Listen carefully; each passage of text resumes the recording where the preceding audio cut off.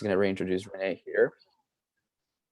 So welcome to the Monday session of OMNI. We're excited to have you. I just want to go over a couple of things before we get going here, and that's the community expectations for this conference. We want you to know that this is a safe space meant for learning. So be patient with yourself and others as they're presenting and asking questions. If you're going to speak from personal experience. Try to avoid speaking for others. Also, give everyone the chance to speak and try not to interrupt as well. If you disagree with someone, ask questions to understand their intent or offer different interpretations. Do not repress other people's perspectives, and try to treat everyone with respect, dignity, and kindness. That's just so that we can keep a good environment while we're here trying to learn and listen to what others have prepared for us. And then our first speaker is going to be Renee Buckenroth. The title of her presentation is "Can the excessive use of cellular device cause physiological harm?" So I'll let her take it away. Okay, well, I'm going to share my screen, and I'm doing this live in case you don't know. Hang on a second. I forgot how we did this. I'm doing this live because I wasn't able to have my the application work properly for me. So let me see. We're going to share the desktop.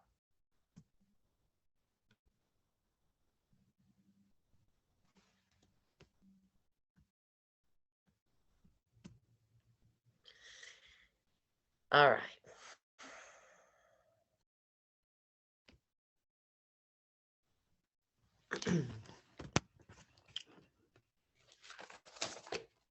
All right. So this is about how we're all using our cellular devices so much, and so many of us, and there are so many cell towers and so much development of that technology, and most of the marketing for that has been about buying it and having increased data and increased speeds and such. But with that increased and being that I'm doing this for the Library of Sciences, as we're looking at data on our phones so much more, what are the increased, if there are any, damages to our cellular structure? Because as we keep developing this technology, there's going to be effect biologically, and there already is. So that's why I focused on this, and I made a little 2-minute video, which I'll share with you about the intro. Oh, hang on a second. See, just first time. Increased radioactive signal broadcast to and from our mobile devices, according to a significant number of biophysicists, engineers, and medical professionals, is a dangerous experiment upon our physiology. All over the world, wireless devices have become a centralized source of news and intercommunication, used for reading, watching movies, texting, sending mail, taking photographs, connecting on social media, even taking tests and planning vacations. While the wireless device is in one's hand, held against the face or carried in a pocket, is often radiating low electromagnetic frequencies and connected to base stations emitting biologically active radiation. Based on scientific research, radio frequency and low electromagnetic microwave exposure have been tested to cause changes in brain function and to the peripheral nervous system, DNA damage, reproductive cell death, along with new symptomatic disturbances, including anxiety. 5G EMF, for example, which is increased in frequency and from a rapidly growing number of cell towers, is found to disrupt the natural electromagnetics of the voltage sensors in our cells. That electromagnetic force received by our ion sensors is over 7 million times greater than forces acting upon the rest of the inside of each cell.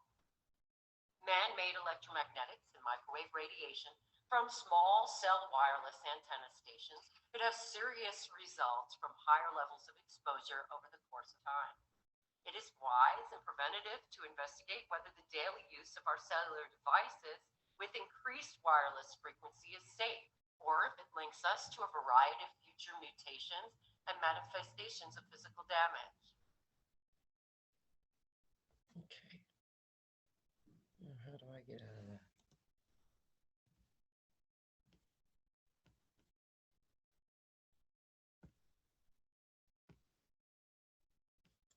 Okay, so from that introduction, just to briefly go over some of the items that are connected to the questioning that's been going on, because most of the scientists and researchers and people who are interested in this subject, they are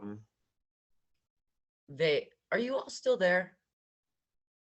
Yes, we're still Okay, here. I can't see anybody. Thank you. Anyway, it's been a controversy of whether it's really dangerous, or whether it really has any effect on the body. And people who are interested in proliferating the technology really don't want it to be stopped. And so it's good to know some of the basics of what's inside of your phone and what's going on as we consistently touch it and look at it through the years to come. So inside of your phone looks like this, and there is a built-in antenna that's here, and it's different on every phone, but the phone is anyway, sorry. It operates with radio frequency that comes from electric and magnetic fields. So that's invisible radiation. And that EMF is makes the wireless connection and makes that data transmission possible. So radio RF is referred to as radio frequency. EMF is electric and magnetic fields. So they have done a lot of studies with pressing the device against your head, and that's a thermal. So that comes from heat. And because it's microwaves that come from the phone, they've tested as to how much of this is dangerous. So the FCC, the Federal Communications Commission, has guidelines for many, many years, because tests have been done for since before the 60s, but on levels of radiation and what's acceptable. And so this is the specific absorption rate guidelines for pressing the device against your face, or having electromagnetic frequency near you at different ranges. And when you look at the exposure limits, this screen I won't be reading, but the Hz frequency is hertz, and hertz is cycles per second of electromagnetic waves. And then it breaks down further. And a lot of times they don't tell you what that means to your person. So it's good to know. Kilohertz is 1,000 cycles per second. Megahertz is 1,000,000 cycles per second. And then gigahertz, which they switch between hertz and gigahertz, is actually the rate of beats executing a task like a computer processor. So when you look at watts per kilogram, when it says as 1.6 watts per kilogram average over 1 gram of tissue, that generally doesn't give us a good idea of what's safe or what isn't. So they also, particularly the FCC, just gives the information that you should keep your cell phone at an increased distance from your body, and text and do what you can to not be constantly having it. And that's, the basics for them. Now, the ICNIRP is a commission out of Germany, and they focus on short-term thermal heat effects and EMF. And they do go through the research that has been done, and accept some of it and deny some of it because it's a small amount, or it's a percentage on rats.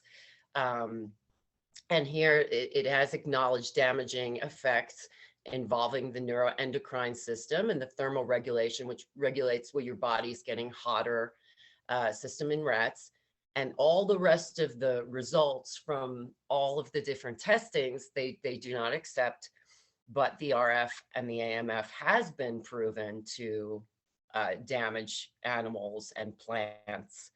So they also have occupational and public guidelines, which generally we don't know what they mean. I didn't understand, but people have been talking a lot about, this subject. So like it says, the iPhone and the Samsung Galaxy, they operate with 60 hertz. And again, hertz is cycles per second of electromagnetic waves. And some people don't want to upgrade to 120 hertz. But even online, you can go on YouTube and put on your headphone and listen to hertz frequencies and have that heal your brain and heal your DNA. And it really works in a different way with sound. However, here, 30 kilohertz to 30 gigahertz of RF is classified as a possible human carcinogen. And part of the reason is because from the wireless experience, there's a pulsed EMF.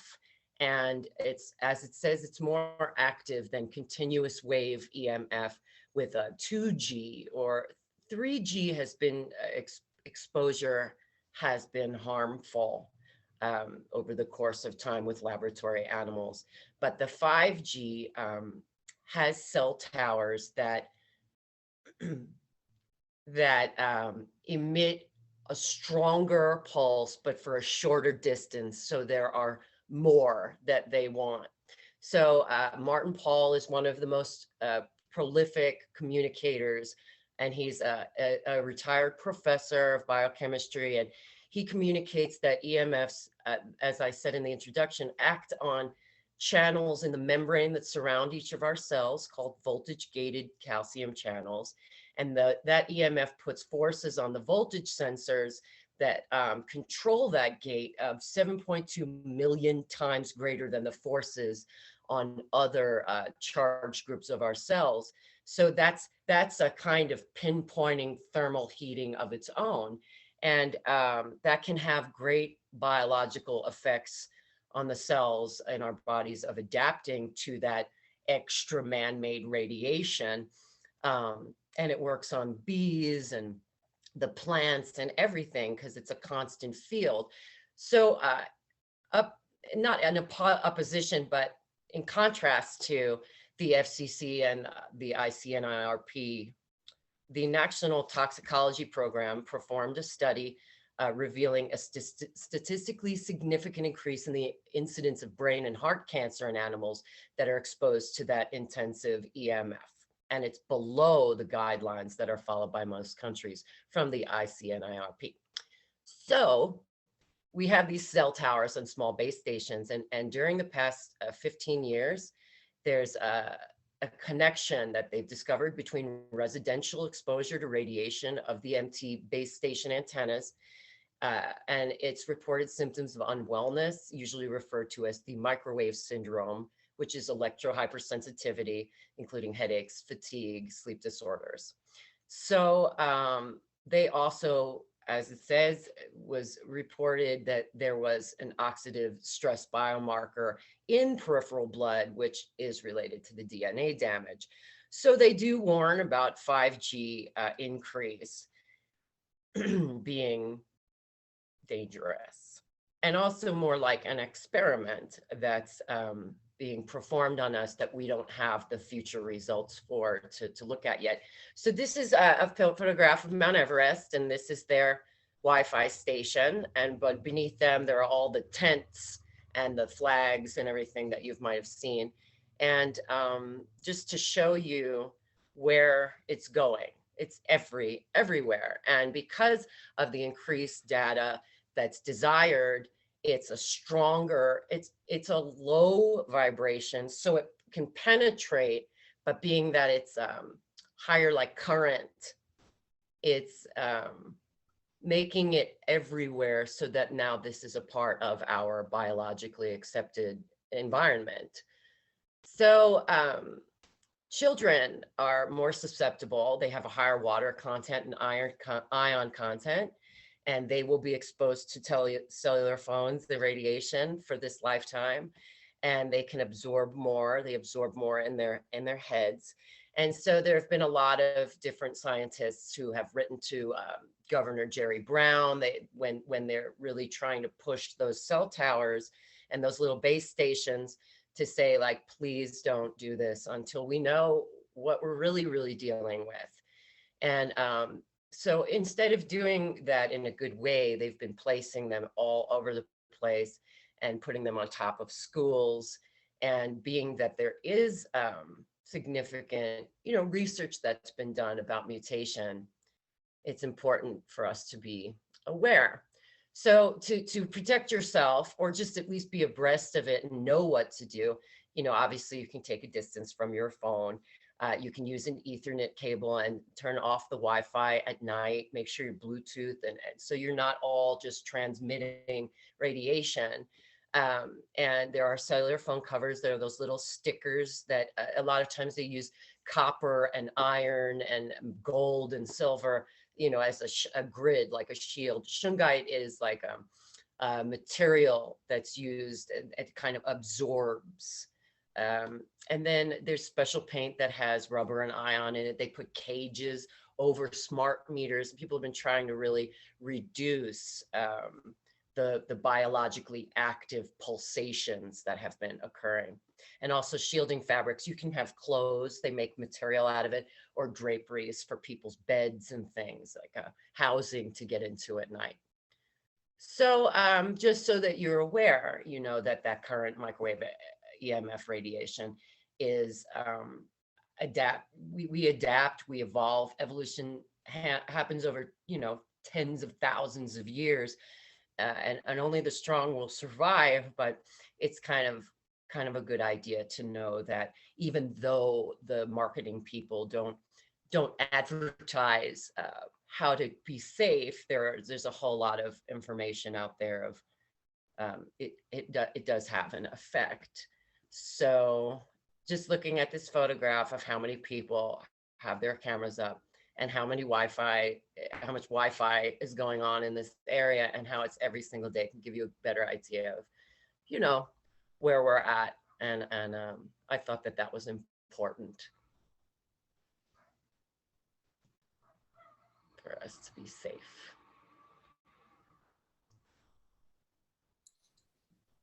Okay. Perfect. Thank you so much for that presentation. I really enjoyed it. Does anyone have any questions for Renee? I have a quick question.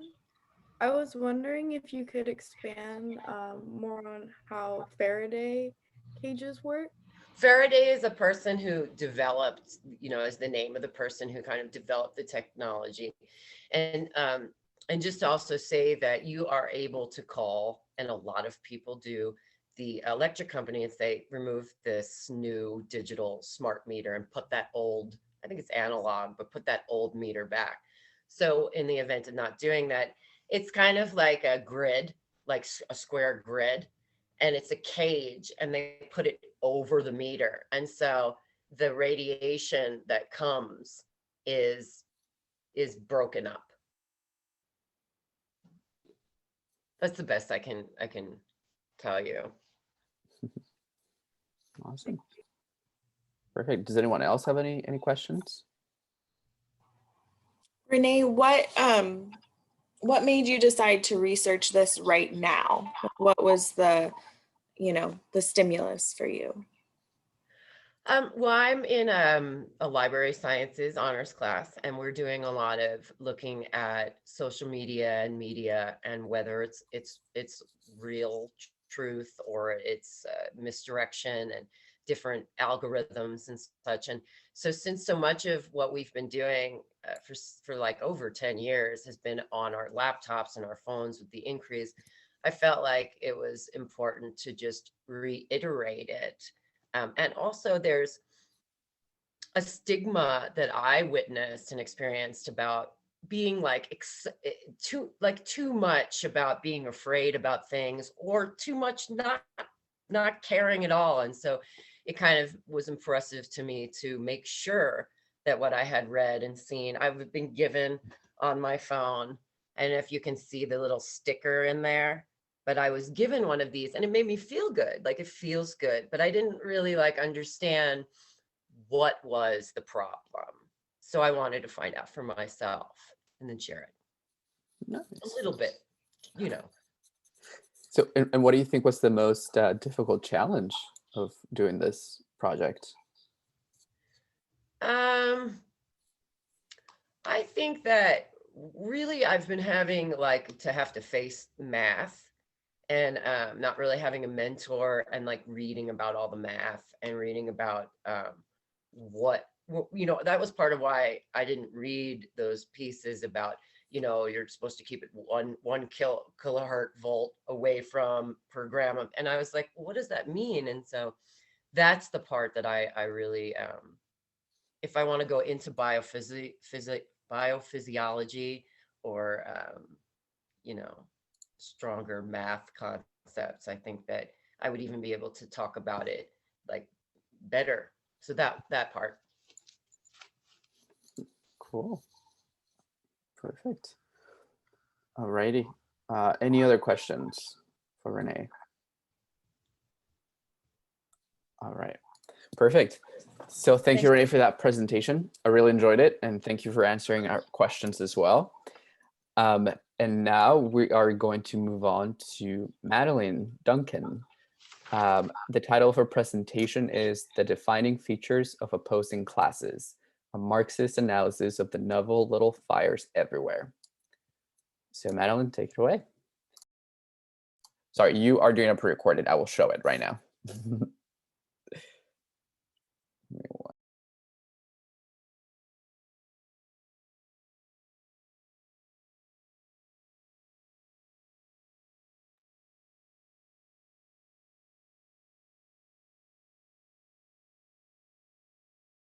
Hi, my name is Madeline Duncan, and this is my presentation titled The Defining Features of Opposing Classes, a Marxist Analysis of the Novel Little Fires Everywhere by Celeste Ng. So, Little Fires Everywhere by Celeste Ng follows the lives of two families, the Richardsons and the Warrens, as they navigate daily life in the town of Shaker Heights. Through character interactions and experiences, Ng explores concepts including how class differences contribute to the integrity of the plot, the development of dynamic character relationships, and the essence of the individual characters.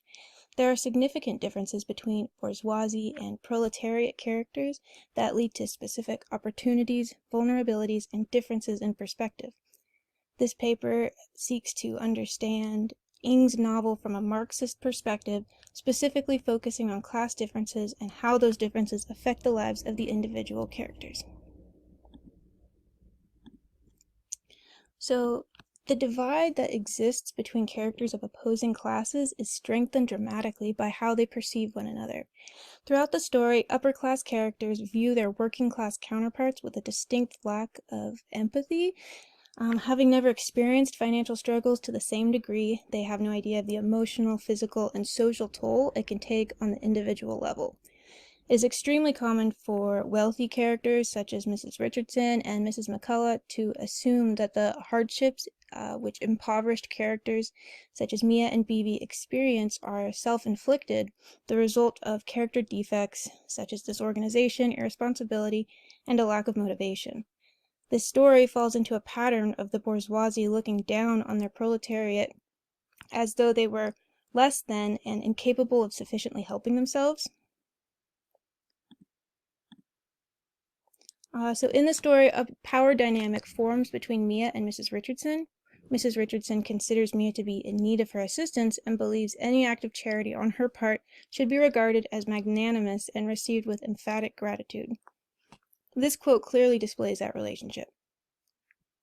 She thought again of Mia's disaffection when she'd offered to buy one of Mia's photos, of Mia's reticence about her past, of Mia's, well, standoffishness, even as she spent hours a day in Mrs. Richardson's own home in this very kitchen, a woman whose wages she paid, whose rent she subsidized, whose daughters spent hours and hours under this very roof every single day.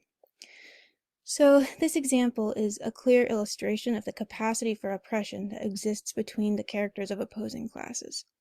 According to contemporary Marxism, a defining characteristic of the bourgeoisie and petty bourgeoisie class is the exploitation of the working class through personal assets owned by the bourgeoisie. Upper-class individuals hold their assets over the heads of those who do not own anything for the sake of power and personal gain. Mrs. Richardson is in possession of and responsible for multiple assets that Mia relies on to be able to function in her day-to-day life, a position she regularly exploits through her sense of entitlement. Ing brings attention to Mrs. Richardson's blatant outrage over not being given the respect and gratitude that she believes she deserves. She feels entitled to Mia's respect and adoration because of her position as both her landlord and employer. So we can examine the inverse of the relationship between Mia and Mrs. Richardson from Mia's perspective to better understand how proletariat characters view bourgeoisie characters in the novel.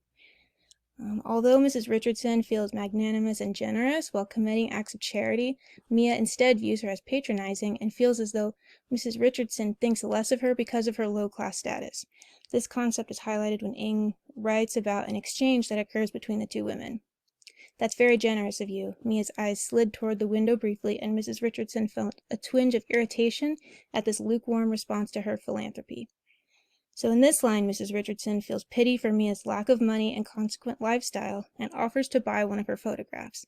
When Mia reacts with less enthusiasm than Mrs. Richardson had anticipated, the effect is Mrs. Richardson feeling insulted. Mia does not want charity from someone of a higher class. She doesn't like to feel pitied or looked down on. Essentially, she does not want to be made to feel weak or incompetent or put herself into a position to be taken advantage of, especially by someone who has power over her.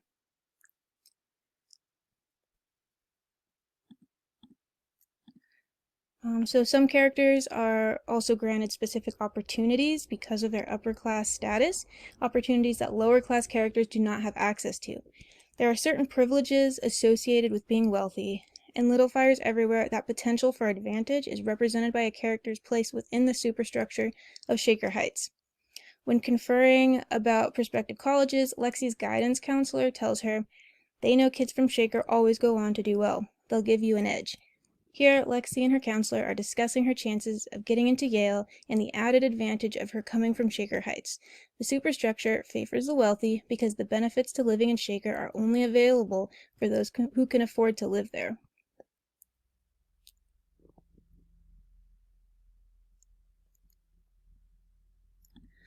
So, similar to advantages available to those with upper class status are the opportunities specifically associated with wealth.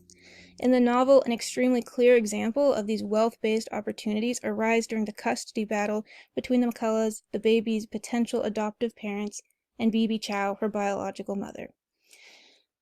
So this is an extremely complicated issue with seemingly countless angles to consider. However, one of the most prominent points being addressed throughout the trial is that because they are significantly wealthier than Bibi Chow, the McCulloughs are better equipped to take care of the baby and provide a good life for her.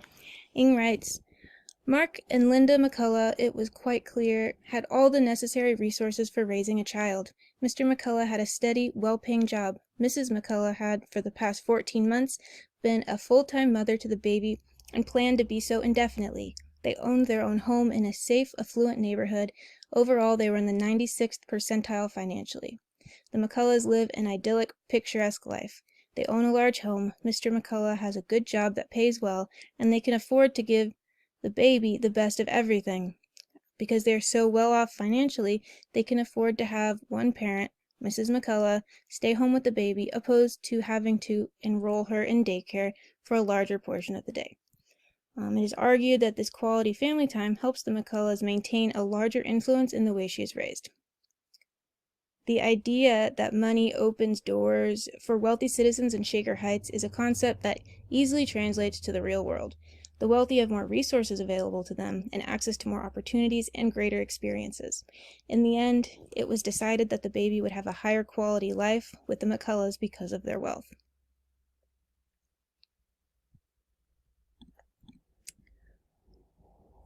So the capitalist economic system in this novel forces low-class individuals into vulnerable positions in which they become reliant on the assets of wealthier citizens. In Ing's novel, characters are forced to make difficult decisions directly related to money, decisions that their bourgeoisie counterparts would never have to consider making.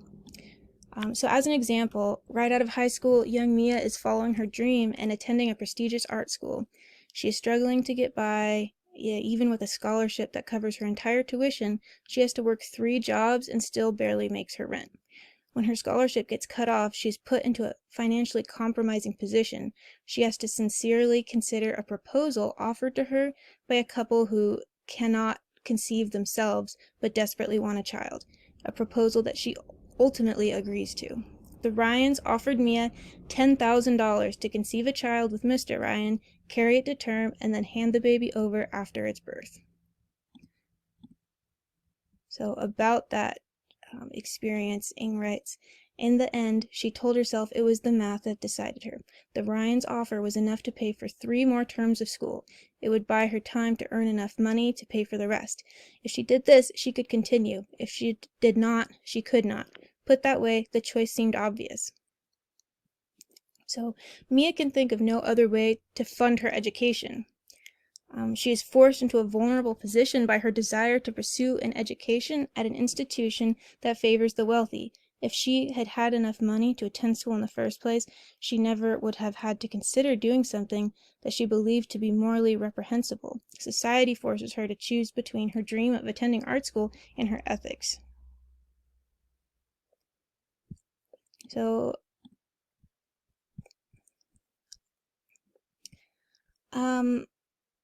another important difference between the bourgeoisie and proletariat characters is how class differences affect the children of opposing classes. So Ing holds 2 families side by side, the Richardsons and the Warrens, in order to examine the profound differences in both the ways they were raised and how these lifestyle differences affect the adults they are starting to become. Ing comments on the Richardsons' wealth when she writes, "Moody had never thought much about money because he had never needed to. Lights went on when he flipped switches. Water came out when he turned the tap. Groceries appeared in the refrigerator at regular intervals and reappeared as cooked meals on the table at mealtimes. Moody Richardson's life has always been easy and stable. Growing up, he received a good quality education and went on regular family vacations. The fact that he has never had to consider financial issues before is a testament to his family's lack of financial problems. It also portrays his naivete regarding how lower-class families live. He was raised in a wealthy, affluent neighborhood surrounded by people who resembled his own family." In regards to their upbringings, Pearl Warren, Mia's daughter, is Moody's polar opposite. She was raised in an extremely poor household, constantly moving around and transferring schools. She was not unaccustomed to sleeping in her mom's car. When she and her mom rented apartments, they were generally in low-income neighborhoods, and for lack of space, she and Mia almost always had shared a bed. Everything they owned was used. About Pearl's first encounter with the Richardson family, Ing writes, "Later it would seem to Pearl that the Richardsons must have arranged themselves in a tableau for her enjoyment, for surely they could not always exist in this state of domestic perfection." So here, Pearl is meeting the Richardsons for the first time, and because of her lack of experience with upper-class families, she thought they purposely staged themselves around their house for her benefit. She did not realize that people actually lived the way the Richardsons did. She thought that this sort of nuclear family was fabricated for entertainment purposes, portrayed on television, but completely unrealistic. Similarly to Moody, Pearl is naive about the lives of upper-class families. The only experience she has ever had have been with low-income families similar to her own. Both Pearl and Moody's realities are completely foreign to one another. Neither had any idea that people actually lived the way the other does, because they were both essentially stuck within the parameters of their respective social classes. The next generation tends to inherit their parents' opportunities or their vulnerabilities depending on the class they were born into. Children born into wealthy families typically go on to be wealthy adults, while children born into poverty tend to live their lives poor.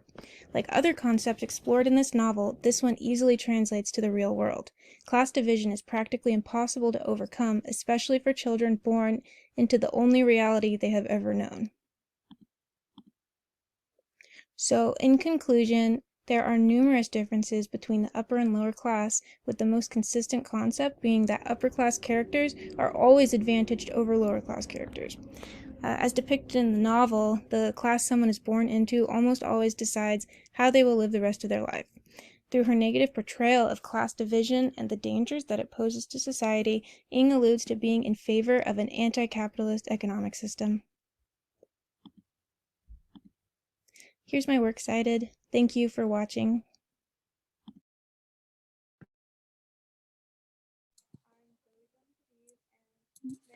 Awesome. That was great.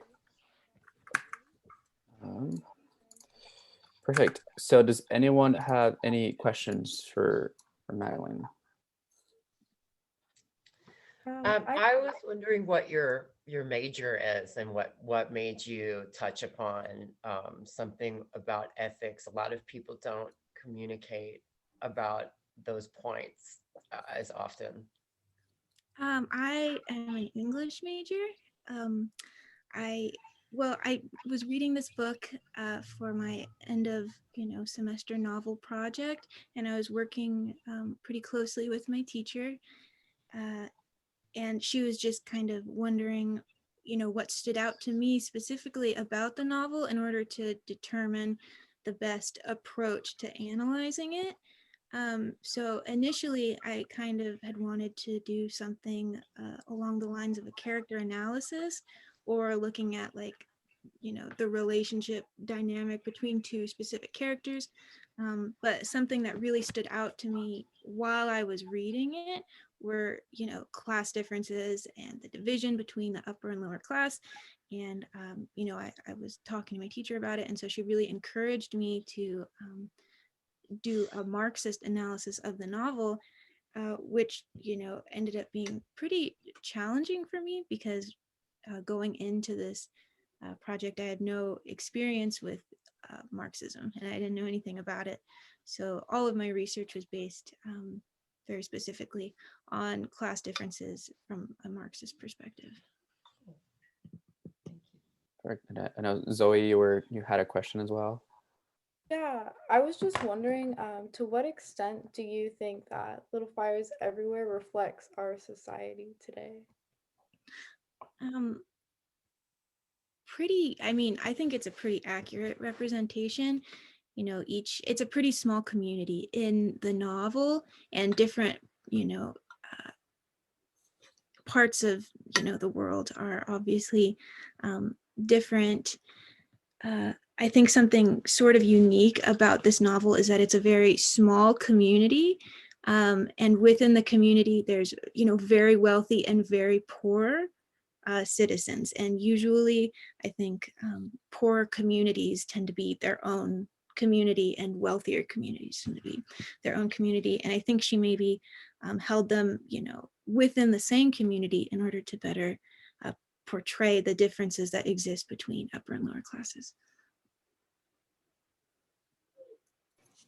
Was there anything that surprised you as you were working on this project, or something that just really struck you as surprising or important, I guess, is the other? I guess reading the book and looking at it through a Marxist lens and thinking about it in terms of class differences specifically, just really highlighted how emotionally challenging being in lower class can be, especially when it's held right next to somebody in upper class, and the advantages that come with being the upper class, and that it's not really the fault of lower class citizens that they can't work their way out of a lower class. It's just the economic system that we have in America that sort of keeps lower class people in their lower class.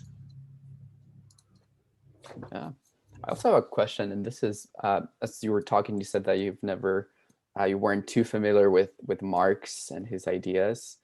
So as you were researching this, what were what were some of the thoughts that came along when you were reading about Marxist theories and kind of analyzing that? Well, something that really stuck out to me in the beginning is that Marx was a proponent for communism, and that he sort of introduced the idea of communism. And like I said, I had no experience or prior knowledge of Marxism. So, and in my mind, I had always sort of associated communism with something sort of negative. And after talking to my teacher, she, explained that, Marx's idea of communism was very different from, how people have sort of warped it to, their to like work for them, you know what I mean?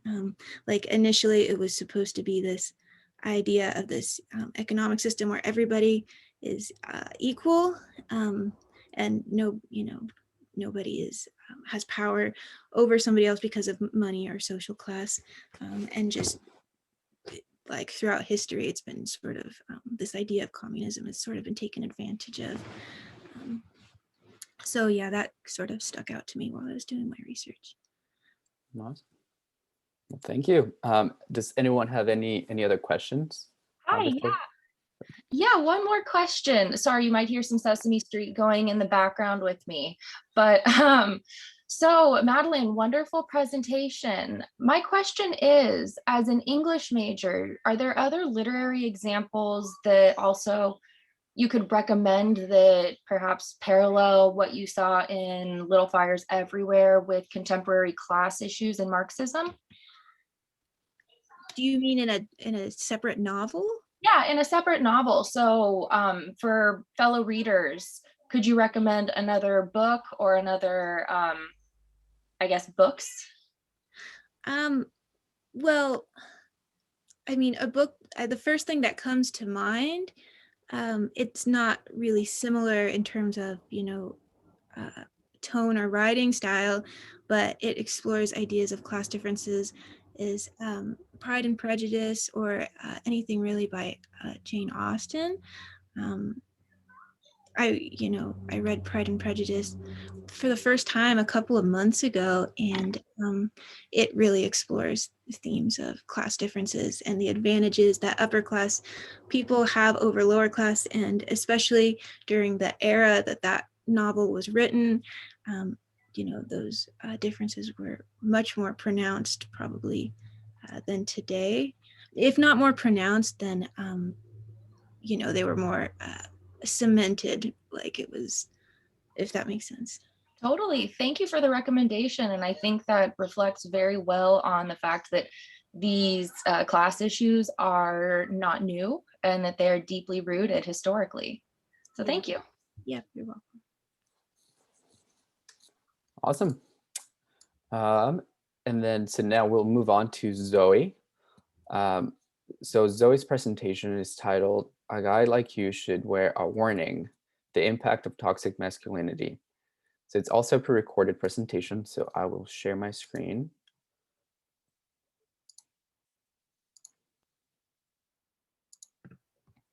Hi, I'm Zoe Gomes-Aviv, and today I will be taking a deeper look on how toxic masculinity affects our society.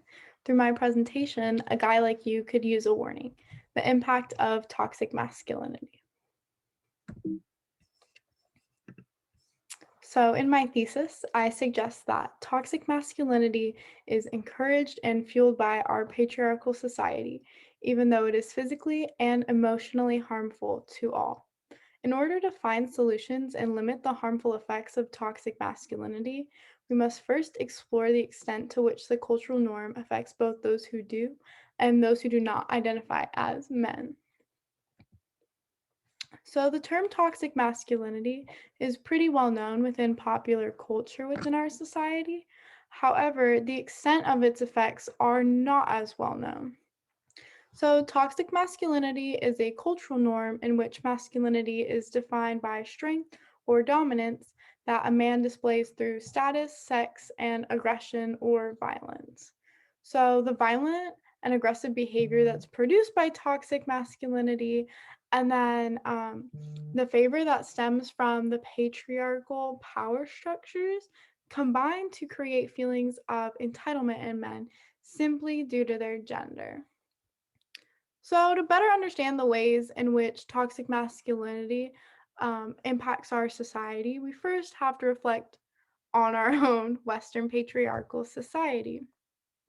So, in contemporary society, patriarchy is often defined as the organization of power through politics so that men are favored over women.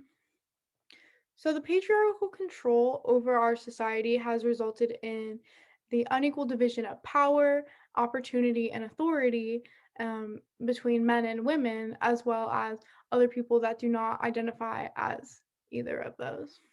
So, just because men are more likely to benefit from living in a patriarchal society does not mean that they cannot be negatively impacted by the effects of the patriarchy, like toxic masculinity.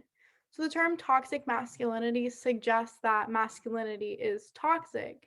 However, masculinity, or the state of being manly or portraying man-like characteristics, is based on social concepts and stereotypes of men. And therefore, the description of toxic reflects the behaviors that men are unable to display when living in our patriarchal society. Growing up in a society in which toxic masculinity is embedded within everyday life can and will affect a child's life perspective, no matter their gender. Albert Bandura's social learning theory suggests that children learn actions and behaviors through observation, especially if a role model like their parent is demonstrating those actions or behaviors. So the theory also suggests that children are more likely to pick up on aggressive or pick up and mimic aggressive behaviors. So just to connect the dots, um,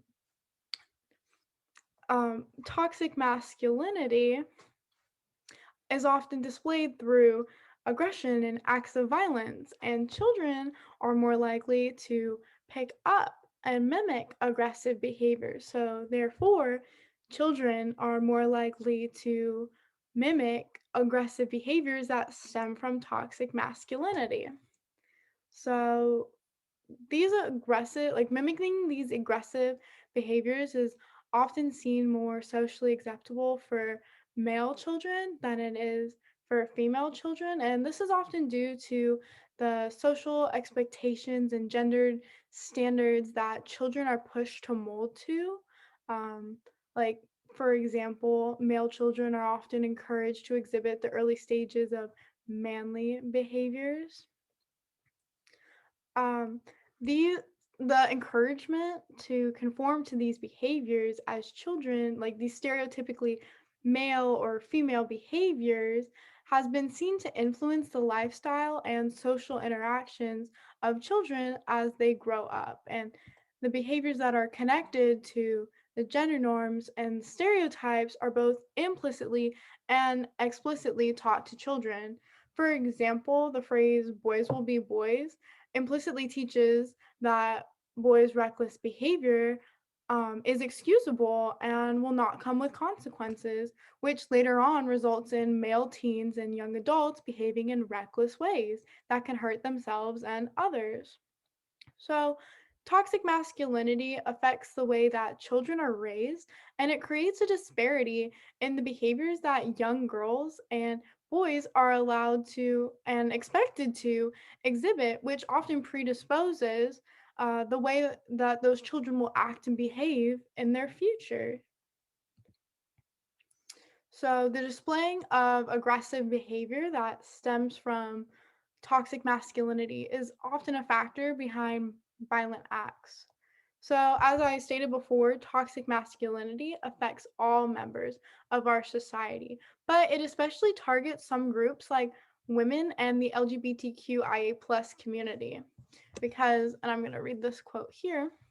When men actively avoid vulnerability and act on homophobic beliefs, ignore personal traumas, or exhibit prejudiced behaviors against women, this contributes to many larger societal problems such as gender-based violence, sexual assault, and gun violence. So the pressures that from early childhood that I was discussing earlier that are placed on men often result in dangerous situations later on. So back to what I was saying about the groups that are targeted more. Women and members of the LGBTQIA plus community are often seen as opposition to masculinity, as these groups can and often are stereotypically connected to feminine or non-masculine characteristics. So when men feel threatened by these masculine opposing groups, they often act out and sometimes violently to show dominance over these groups. So examples of this display of dominance can be seen in the form of normalization of acts of aggression against women and members of the LGBTQIA plus community, like catcalling, objectification, and peer pressure to perform intimate acts. The UN Women found that globally, 97% of young women and 70% of all women have experienced and endured sexual harassment in public spaces. So that statistic just goes to show just how far toxic masculinity reaches around the globe beyond our own society. So the patriarchal society also fuels rape culture, as the harmful behaviors and actions that our society enables through toxic masculinity are directly connected to the core of rape culture. Rape culture can be defined as the attitudes that surround violence and violence of a sexual nature, which would be rape, sexual assault, sexual harassment, objectification, etc. As you can see, this pyramid has some examples. Victims of rape culture are often treated with disbelief and or hostility, where perpetrators are not held completely accountable for their actions and are in some cases even shown empathy, which really reflects the patriarchal power structure within our society. So rape culture predominantly negatively impacts women. However, all types of people can and are victims of rape culture. So a byproduct of toxic masculinity is male entitlement, or the inherent right to power that the patriarchy awards men from birth. So male entitlement and toxic masculinity create a foundation in which rape culture is supported and protected, which allows harmful acts and behaviors to continue on within our society. So, for example, objectification, this occurs when women's body parts or sexual functions are isolated from her whole and complex being and treated as objects simply to be looked at, coveted, or touched, end quote. The normalization of objectification within our society often results in those that have been objectified held to a standard of appearance and not character, like most men usually are held to in our society. So this can be extremely harmful and limiting, as it places people that have been objectified into an inferior position within our society. So objectification also leads the way to other harmful acts like sexual harassment, sexual assault, and even gang rape, because it changes the way that people view others and reduces them to an object. Hence the name objectification.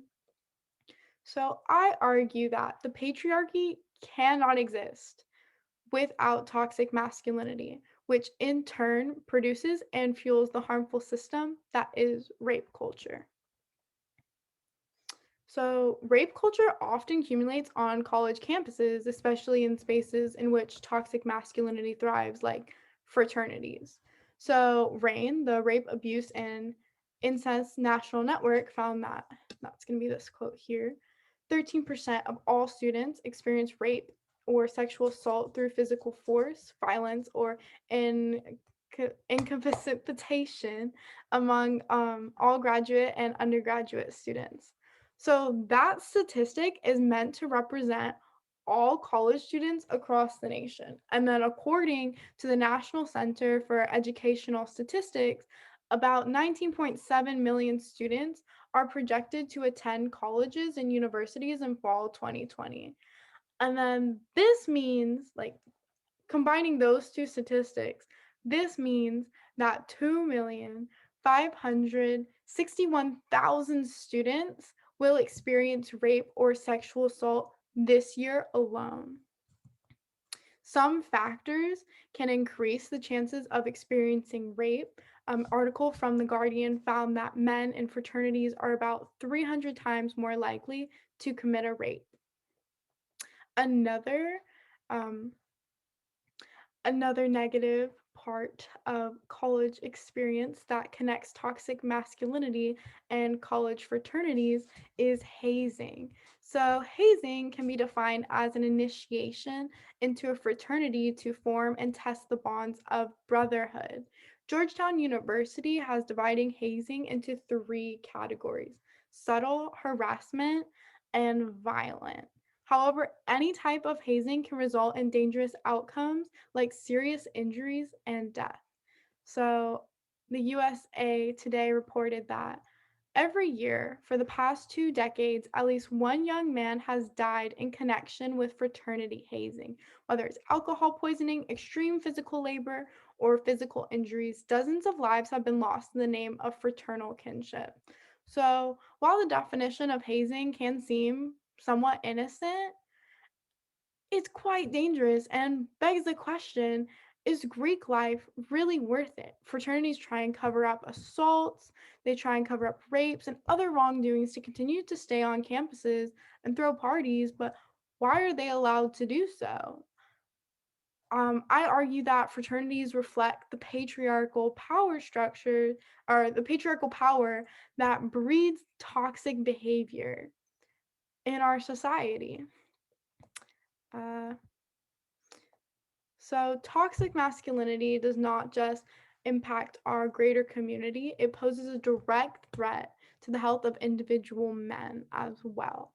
The Pan American Health Organization stated that 1 in 5 men will not reach the age of 50 in the Americas due to issues relating to toxic masculinity, end quote.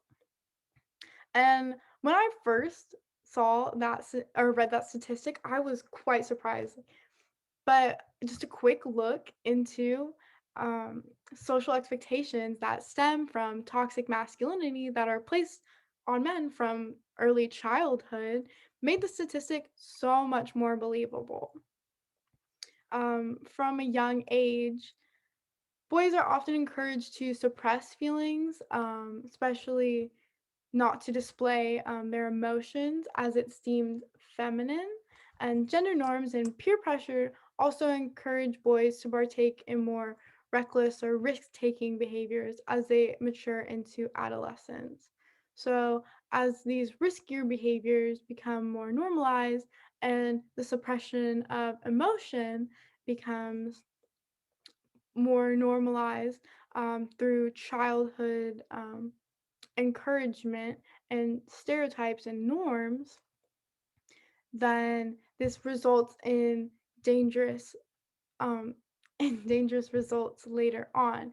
And the PAHO also found that 36% of deaths in men are preventable compared with 19% in women, end quote. And most of those deaths were due to reckless behaviors and actions that often stem from the need for an outlet for emotional expression. So, another gender norm that's encouraged by society towards males from a young age is self reliance. More specifically, the avoidance of seeking help, especially for emotional or mental concerns. So this norm later develops into a lack of self-care later in life, which can lead to chronic health problems and even death. So the normalization of avoiding seeking help and then the normalization of the suppression of emotion um, often leads to the inability to release and regulate emotions later on. Poor regulation of emotion can result in an increased display of aggression or depression. And poor regulation of emotion can often lead people to turn to unhealthy ways to try and cope with it, like substance abuse. Um, and, and those unhealthy ways often hurt the individual, both physically and mentally, but it also hurts the people around them. The extent of toxic masculinity can be seen in the high rates of homicide, road injuries, and the cirrhosis of liver that men face over people that don't identify as men. So, while toxic masculinity is not directly responsible for influencing every situation, it's so embedded within our society that it impacts the lives of everyone one way and another. So, lastly, as I stated before, um, toxic masculinity is just so embedded within our society as it's enabled by the patriarchal power structure that controls our society. So to eradicate the negative impactful nature of toxic masculinity would require completely rebuilding the structure of our society. And while that sounds a little crazy, I think that we could take small steps to get there. The first step I suggest would be limiting the depth um, and the first step in limiting the depth to which toxic masculinity impacts our society would be to bring awareness to the topic. We have to expose the groups that are affected by toxic masculinity, as well as the ways in which those groups are affected by it. I think that this is the most important step because toxic masculinity is commonly used as a term to negatively describe men, when in actuality, it reflects the historical inequalities of power, gender, and sexuality that have been enabled by the established patriarchal power structure. Um, as I stated before, some groups that are at higher risk for being negatively affected by toxic masculinity, which is why it's so imperative that we recognize the way in which toxic masculinity affects those members. And then instead of blaming men for their behavior, we must acknowledge society's role in the incubation of the negative behaviors that stem from the identity of toxic masculinity. Um, I also suggest that we utilize pop culture and media so we can portray more examples of healthy and conscious behaviors to oppose those toxic behaviors. I think that an increase in the portrayal of these healthy behaviors and actions, like emotional expression instead of emotional suppression, would work to normalize these behaviors in our society, especially as Albert Bandura's social learning theory suggests that people, especially children, are more likely to pick up on behaviors through observation. So I think that if we take small steps as a community to just be more conscious about the people around us, we can make our community a safer place for everyone physically, emotionally, and mentally, and limit the negative impacts of toxic masculinity. Thank you.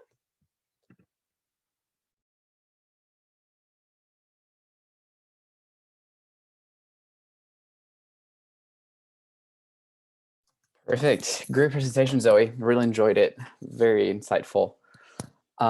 So does anyone have questions for Zoe?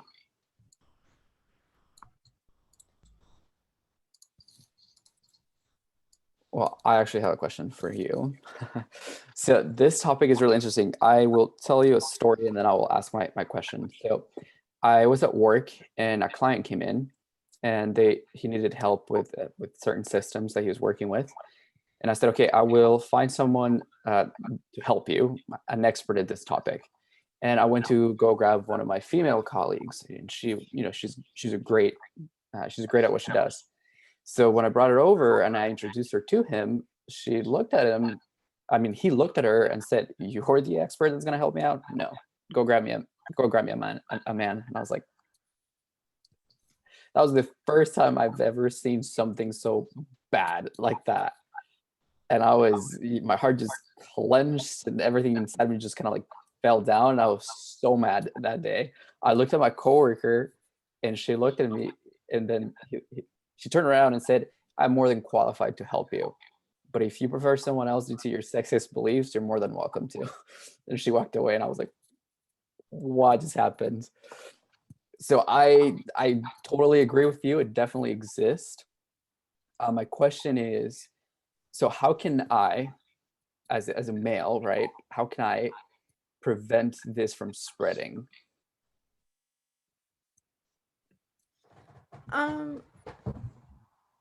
I mean, our whole society is affected by it. It's just so deeply embedded within our everyday lives that it seems a little hard to make a change. But just on a personal level, just trying to be conscious of your actions, especially when it comes to dealing with groups that are targeted by toxic masculinity, I think is definitely a way to progress towards limiting the way that toxic masculinity negatively impact our communities. And I also think that just calling out behaviors that are toxic and that are hurtful towards others is definitely a good way to show other people what they're doing, because sometimes people will hold these implicit biases and they won't realize that their actions are harmful towards others. So just calling it out, asking like, did you mean to do that? Highlighting these actions can potentially limit people from doing this in the future. Thank you. Cool. Does anyone else have questions? I have my standard question. What drove you to study this right now? Yeah, I always like to know the why.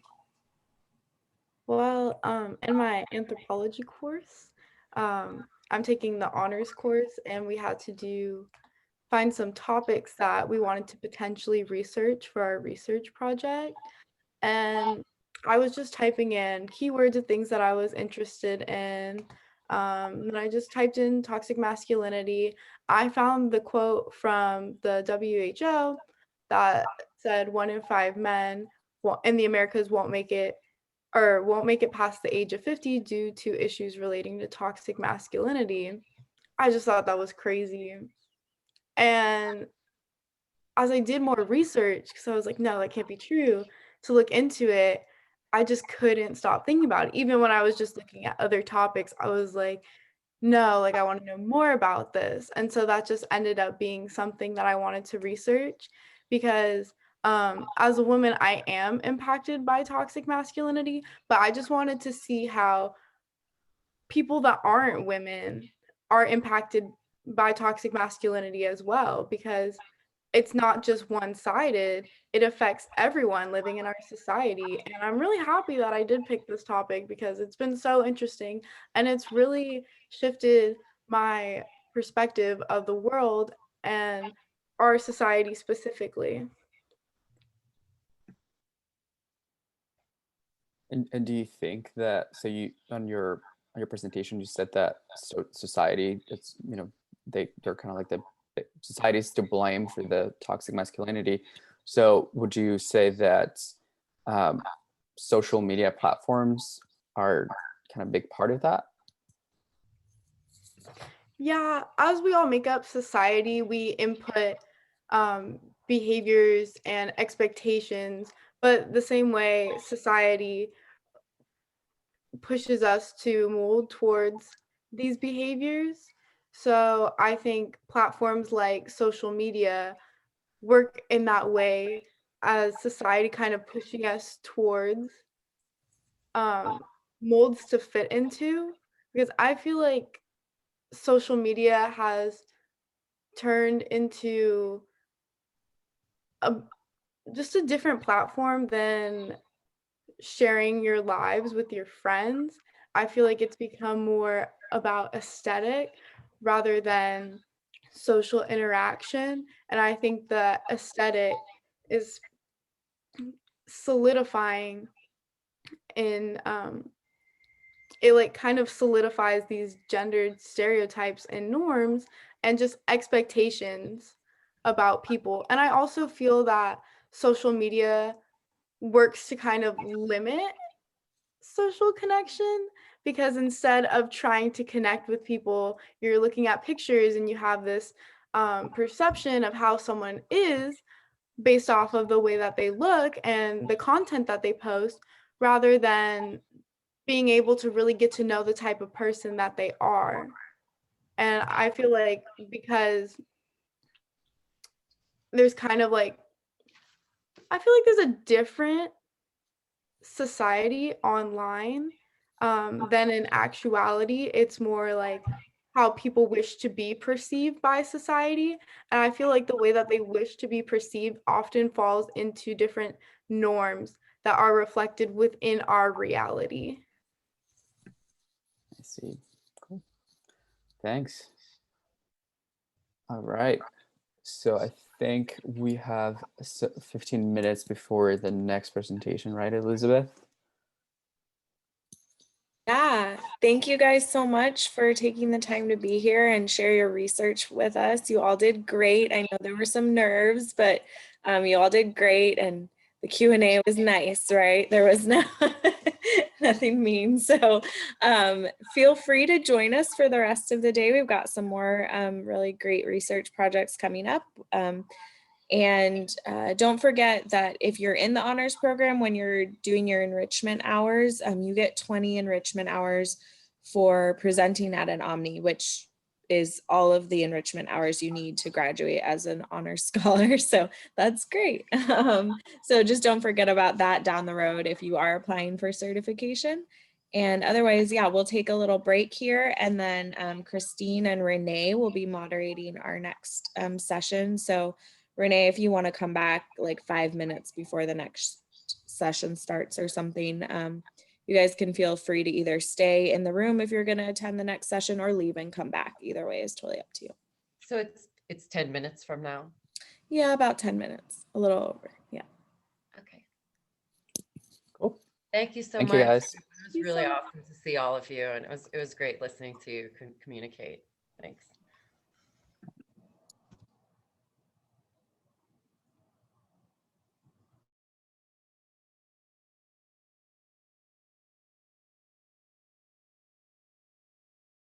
Okay. Hi, everyone. Welcome to the second session of today's OMNI. We're just going to go over the community guidelines one more time as a little refresher. So 1, know that this is a safe place meant for learning and practice patience with yourself and others. 2, speak from personal experience and avoid speaking for others. And 3, give everyone a chance to speak, never interrupt. 4, if you disagree with someone, ask questions to understand their intent or offer an alternative interpretation. Do not repress others' perspectives. And 5, treat everyone with respect, dignity, and kindness. So, just like human beings. Let me pull up the first presentation. Give me 1 second. Well, let me introduce them, I suppose. So first up, we have Daniel Buford, who will be presenting an in-depth analysis of how anxious female characters are portrayed in literature.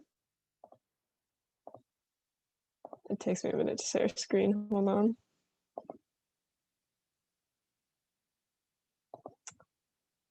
Okay, so here is Daniel's presentation. Hello, my name is Danielle Buford, and today my project will be on anxious female characters in literature. For centuries, female characters were put into literature as love interests or background characters.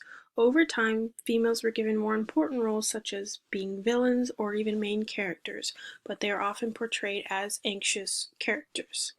For this project, I will be analyzing 3 novels, The Haunting of Hill House, Passing, and The Turn of the Screw. Anxiety is often portrayed within characters, specifically female characters. The author may describe the character's anxiety so that the readers will feel a certain way towards the character. A reader may feel sympathy towards a character who has been locked away their whole life and does not know how to act in the real world. Or a reader may feel uncertainty or anger towards a character who lashes out and harms people for reasons that are unknown to the readers. Anxiety and violence are often associated with one another in literature. The anxiety tends to build up until the character lashes out and becomes violent or a villain. Violence is likely developed as a consequence of high anxiety or a disturbed emotional response to the event at hand. In novels, if the character starts to feel anxious and shows signs of violence, it is often due to an event that caused the character to feel uneasy. Maybe they met someone in their past that brought up a lot of trauma, or they were just uncomfortable in the situation that they were in. The Turn of the Screw was written by Henry James. The female character in the novel, the governess, shows anxiety and at some point becomes rather violent towards another character in the novel. In the novel it states, "We had already jerked straight round, stared, glared again, and seen but the quiet day. With the stroke of the loss I was so proud of he uttered the cry of a creature hurled over an abyss, and the grasp with which I recovered him might have been that of catching him in his fall. I caught him, yes, I held him. It may be imagined with what a passion, but at the end of a minute I began to feel what it truly was that I held. We were alone in the quiet day, and his little heart, dispossessed, had stopped." This quote shows that the governess felt a sense of protection over the boy, Miles, who was in the story, and wanted to protect him at all costs. In the end, the governess became rather violent towards Miles. Passing was written by Nella Larson. The female character Irene is the anxious character in this novel. Irene lets her anxiety and insecurity about her life get the best of her, which ultimately caused her violent nature. In the novel it states, "What happened next Irene Redfield never afterwards allowed herself to remember, never clearly.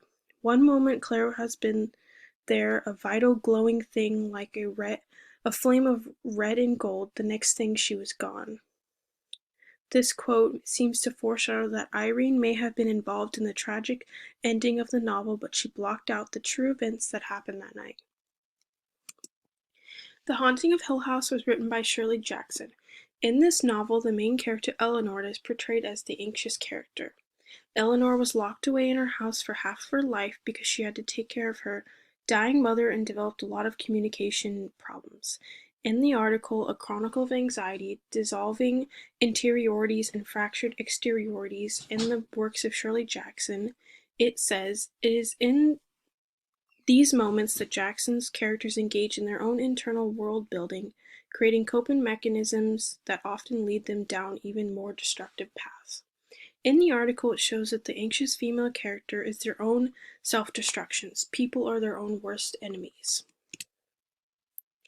Anxiety and sympathy is often linked closely together as well. A character may have internal challenges going on that are the cause of their anxiety and self-destructive behaviors.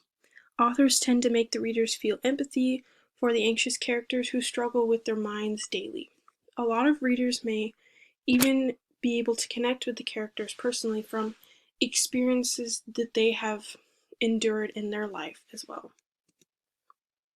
The Turn of the Screw, the governess is someone who struggles throughout the novel with a reoccurring ghost. In the novel, The Turn of the Screw, it says, "An unknown man in a lonely place is a permitted object of fear to a young woman privately bred, and the figure that faced me was, a few more seconds assured me, as little anyone else I knew as it was the image that had been in my mind." This quote shows that the governess is seeing a man, a ghost if you will, that she thinks is an image that she manifested inside her mind and who is not truly there that she is seeing. The governess seems to care for the people around her in the novel, which makes you sympathize with her a little. In this novel, The Passing, Irene is someone who readers can easily sympathize with. She lives in a world where people of color try to pass as being white in order to be treated a lot more fairly than they were in this book and during this time. In the novel, it states, "I feel like the oldest person in the world with the longest stretch of life before me." This quote shows that Irene seems to be exhausted with living in this world. When people have to pretend to be someone they're not, it can be very exhausting, and they try to shape themselves into someone who people like a lot better, which definitely can feel like you're foreign in your own body. In this novel, The Haunting of Hill House, Eleanor is easily sympathized with because she was locked away in her house for most of her life, taking care of her sick mother, who was also not particularly nice to Eleanor during those times. Eleanor was controlled by her mother and sister, which made the readers feel very bad for her. She was not treated fairly by either of them and caused her to doubt herself throughout the novel.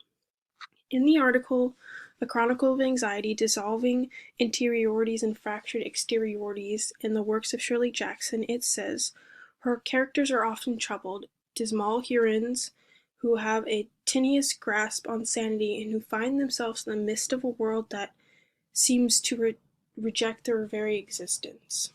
In this article, it seems that Eleanor is troubled who feels as though the world is rejecting her and that she doesn't belong in this world. She feels almost foreign and like alienated from the world. Eleanor feels as though she's not meant to be in this world, except she feels like she belongs at Hill House, which is shown throughout the book. Anxious characters often have a strong character by their side. They are polar opposites and tend to be close because of their opposite personalities. They tend to gravitate more towards each other due to having opposing personalities that tend to fit very close together. The anxious character is always uncertain of their decisions and tend not to be very trusting of other people around them. And the strong character is a lot more confident in themselves and tend to easily trust people. In The Turn of the Screw, it appears that the anxious character is the governess and the strong character is Mrs. Gross. The governess continuously sees a ghost, which was revealed to be Peter Quint, and confides in Mrs. Gross for help. In the novel The Turn of the Screw, it states, she seemed fairly to square herself, plant herself more firmly to utter the wonder of it. Yes, Mr. Quint is dead. This quote shows that the governess looks to Mrs. Gross for reassurance and stability, almost. Mrs. Gross is the strong character here, which helps guide the governess throughout the novel and provides insight and reassuring words to help the governess feel more comfortable in herself. In The Passing, the anxious character would be Irene. Another woman in the book, Claire, does not seem like a strong character to me because she starts to doubt her relationships of her own and often hides from them. In the novel Passing, it says the trouble with Claire was not only that she wanted to have her cake and eat it too, but she wanted to nibble at the cakes of other folk as well. This quote shows that Irene is rather untrusting of Claire and starts to doubt her motives and believes she has ulterior motives to what she originally wants. Claire seems to want what other people have, and Irene notices that Claire should not be trusted, and she holds her at arm's length almost throughout the story.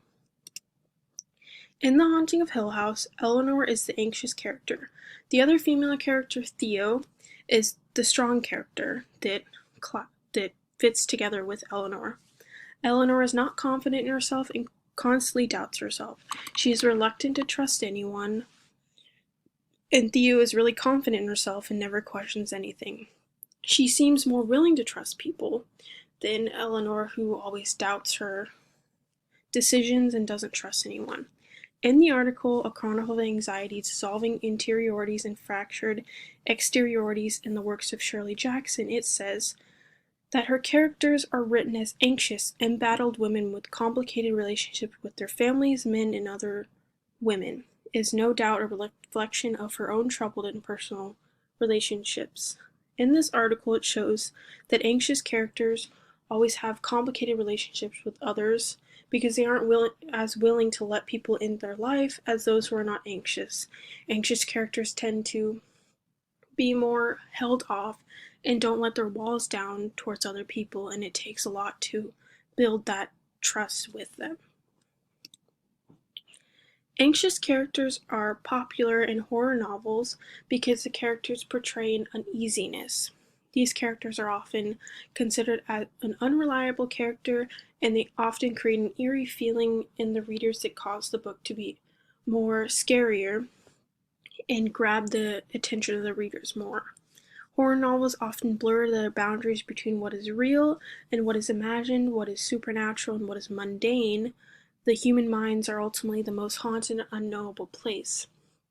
The human minds are always uncertain. You never know like what's going on in their mind, and it's definitely the most haunted because you can manifest a lot of ghosts inside your head and see a lot of things that aren't truly there, and it causes a lot more of a scary feeling in readers when you almost believe what they're seeing and you bring it into your life and connect with it, and it starts to mess with your head almost. So yeah, thank you for watching.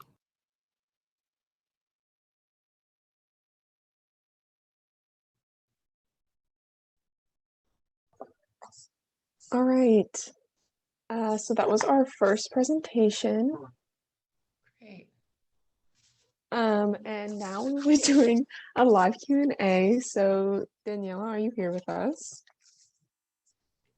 So I don't even see Danielle. Oh yeah, I'm here. Oh, awesome. That was great. Thanks so much for sharing. My first question for you that came up was, what was your motivation to choose anxiety and violence linked to ghosts? I mean, to choose anxiety and violence and then have it linked to ghosts too. Well, in my Lit 251 class, the books I reviewed were assigned, and in all the books, they all portrayed like an anxious character, and most of them at the end became violent. So I tried to connect both of them, being anxious and letting the anxiety take over almost and like control like your violence almost.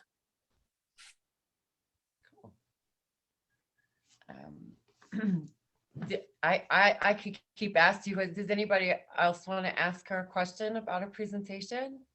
Yes, you can ask or put it in the chat if you'd like, either one. I'll ask one because I'm part of the same class. Obviously, the theme for our Lit 251 class is hauntings and monsters. When you think of both of those, you think of obviously fear. That's the number one emotion you think of when you think of monsters and ghosts and hauntings and whatnot. And obviously, fear can cause a lot of anxiety. Can you possibly elaborate a little bit more on the fear for some of these characters within those particular plot lines? Yeah, so in The Turn of the Screw, the fear I saw when reading it was the fear of the children she was watching being taken advantage of and being harmed. So I think most of her fear and anxiety was towards protecting the children.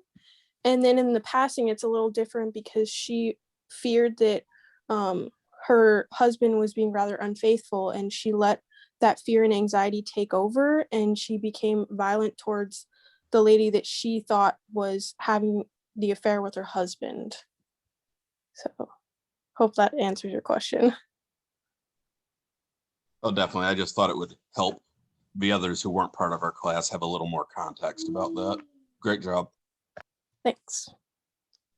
Yes, this was an awesome presentation. I loved it. Was such an interesting connection between the fear that causes anxiety and then connecting that to like the fear that ghosts kind of manifest. One of my questions is, what was your most difficult challenge with the research of this presentation? I think the most difficult was trying to find articles to go with it, because I would type in like the book and anxiety and it wasn't really added into it. So that took a while, and connecting like strong characters and anxious characters and like violence and anxiety, I had to reread the books just to make sure that my project was truthful and not like spinning it. So I definitely finding the articles the hardest, and putting words into my presentation so it would be easier to understand. Interesting, thank you. If I could ask a follow-up to a question that was first asked, I think by Renee, out of all the texts we covered in Daniel's class, Danielle, what most attracted you to these three texts? Was it because they were novels and a bit longer and could go more in depth, or was there a more underlying inspiration for these selections? I definitely chose these because I read a lot of novels, so I'm able to understand novels more and think about them more in depth and find like the hidden meaning behind the text. And I did most of the reading responses that were required in my class on these novels, so it was easier to do these texts because I already pretty much did like an analysis on them. So Awesome. And then I would also like to ask you another question. What are you hoping people take away from your presentation? What I was hoping was to show people more in-depth analysis on these books, because some of them are rather hard to understand when you read them in the beginning. Like The Turn of the Scrooges was really hard for me to understand with the word language and everything. So I just wanted to put a more in-depth analysis on the main character and how she was anxious, and how like if you let anxiety take over, it could be detrimental to you, your health, your mental health, and other people maybe. Nice. And do we have more time? Does anybody else want to ask her a question? Okay. All right, so thank you so much, Danielle. We will be moving on to the next presentation, which is John Sieblich, and he will be giving us an examination of how H.P. Lovecraft, The Call of Cthulhu, enhances and challenges modernism as a result of employment of science fiction and horror. Okay, so let me just share my screen for this.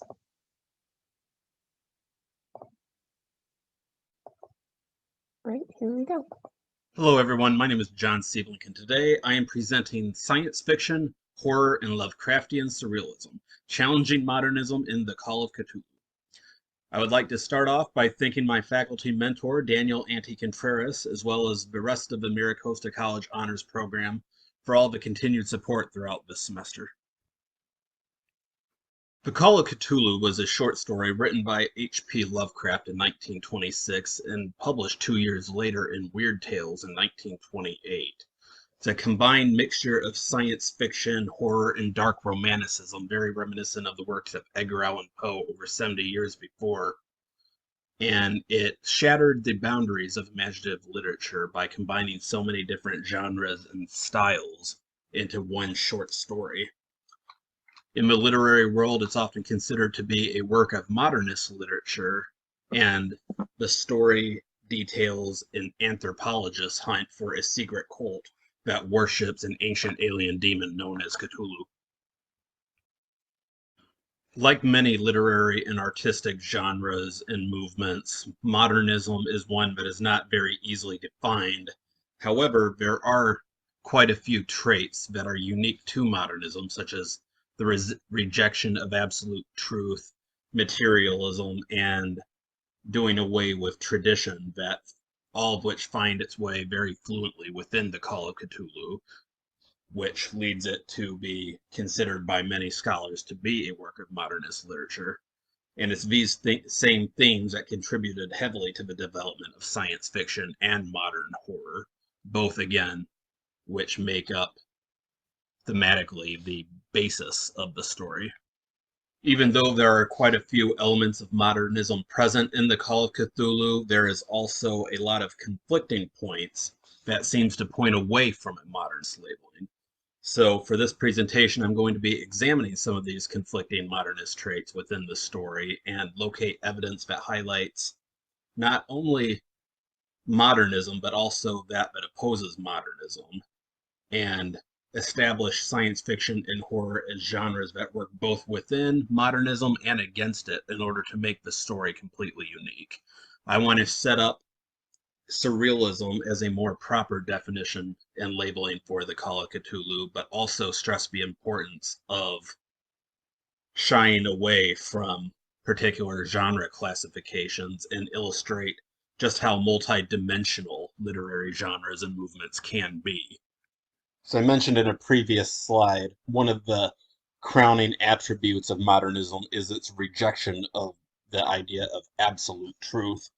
The Aristotelian society, which are the modern followers of the Greek philosopher Aristotle, have defined absolute truth as a truth that transcends verifiability, can only be perceived by beings with certain sensory capabilities, and has a degree of relativity that can be measured and quantified.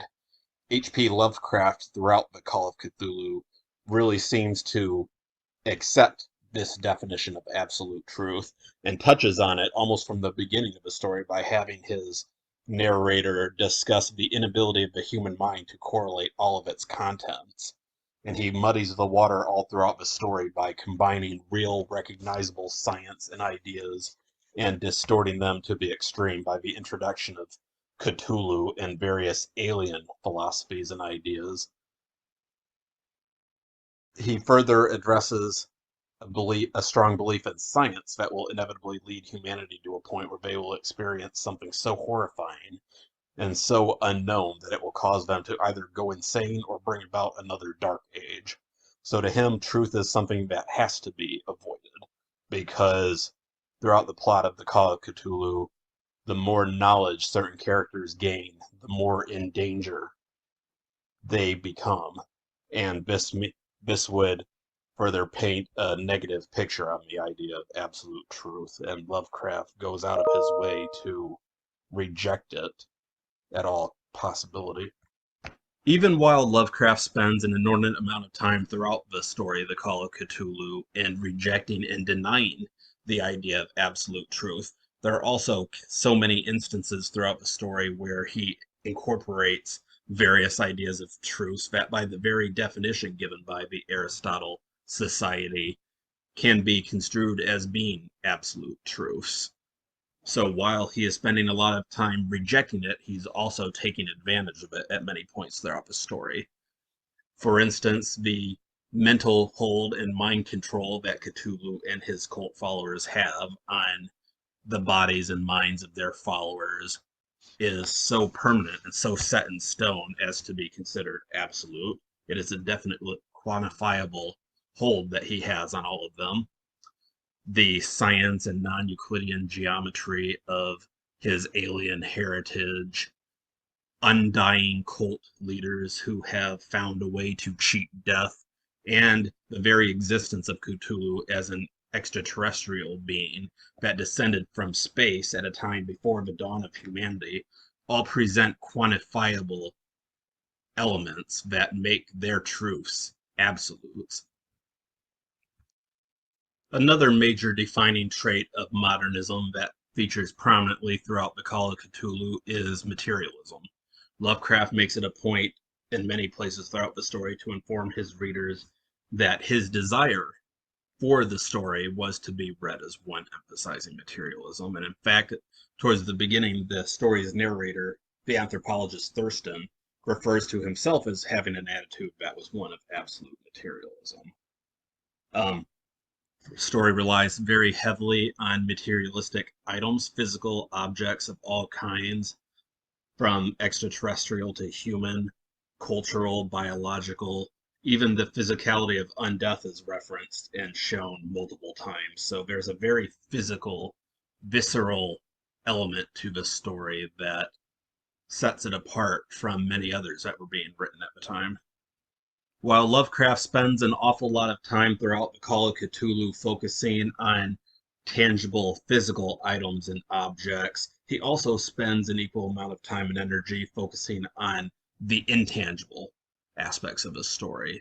The human mind and the human state of being and psychology are all elements that are just as important to the story and the plot as anything physical throughout the story. The psychology overtakes the materialistic elements in many places to drive the story forward. And at the very end, there is a distinct splitting between the physical and the intangible by the sheer presence of Cthulhu himself.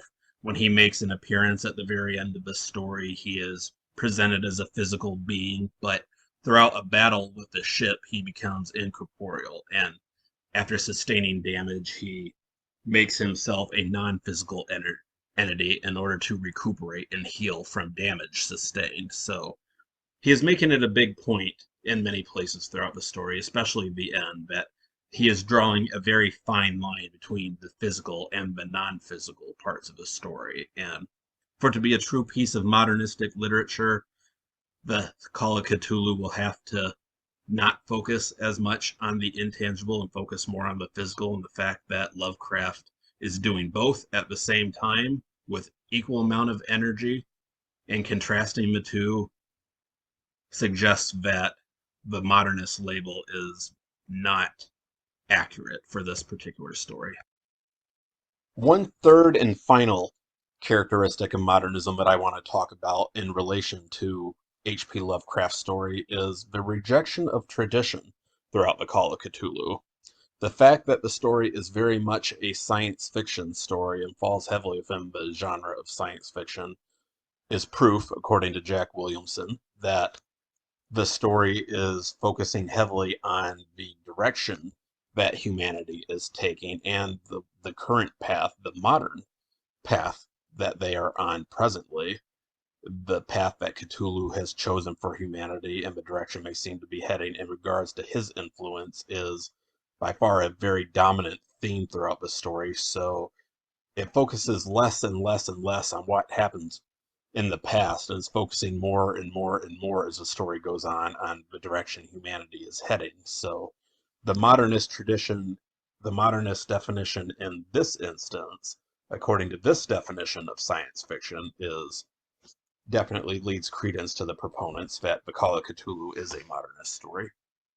Just as he did with materialism and the idea of absolute truth as discussed in previous slides, Lovecraft once again contradicts himself on the topic of tradition, because while he is following a modernist path of rejecting tradition throughout the Call of Cthulhu, he also spends an inordinate amount of time relying on tradition, both as a way of getting the story down on paper and as a way of moving the story and its plot forward. He relies on many horror and science fiction tropes that were first put forth by writers such as Edgar Allan Poe and Ambrose Bierce decades before his own time, and the story is written in a very similar style to that of Edgar Allan Poe. So physically, on paper, it is a very traditional story in many aspects. The science and technology that he focuses on and relies on to move the story forward primarily falls within anthropology and archaeology, the two sciences that very heavily deal with the past and as a result deal very heavily with tradition. So moving the story forward is tradition. And the fact that throughout the story there is a common thread of a fear of change, a fear of changing that from what one is used to, proves that Lovecraft and his characters are stuck in the past and clinging to traditions. So while he spends a lot of time warning about change and relying heavily on the past. At the same time, he's also encouraging it. So once again, we have another major modernist versus anti-modernist dealing on the subject of tradition that forces certain people such as myself to reconsider the idea that this is a modernist story, because a modernist story does not deal much with tradition unless it's trying to force a moving away from it. And in this story, it is working both ways. So as you can see, while there are many elements of modernism that are present throughout the Call of Cthulhu, there is also an equal or greater number of elements present that directly contradict the accepted definition of modernism in many of these modernist traits, to the point where I am very uncomfortable calling the Call of Cthulhu a modernist story. I would say that it falls more squarely within a surrealist definition, since there's a great blurring of the real and the unreal in the story, and there's a great amount of conflict that lends itself in any which direction. But at the same time, since there is no clear definition even of surrealism, even the science fiction definition itself is one that has many different interpretations. I would go even a step further and say that perhaps it is best to not classify this story or any story at all within any kind of literary categorization. This story in particular, The Call of Cthulhu, has so much going on and pulls itself in so many different directions, both physically and mentally, that I do not think that there is possible a genre that will properly contain it. So it is best to stress right now that genre classification and literary categorization should be taken with a grain of salt, because there's always going to exist, as H.P. Lovecraft does so nicely with The Call of Cthulhu, a story that defies all logic and defies all definition. So that wraps up this particular presentation. Thank you so much for joining me today, and I look forward to answering any and all questions that you have. Thank you so much.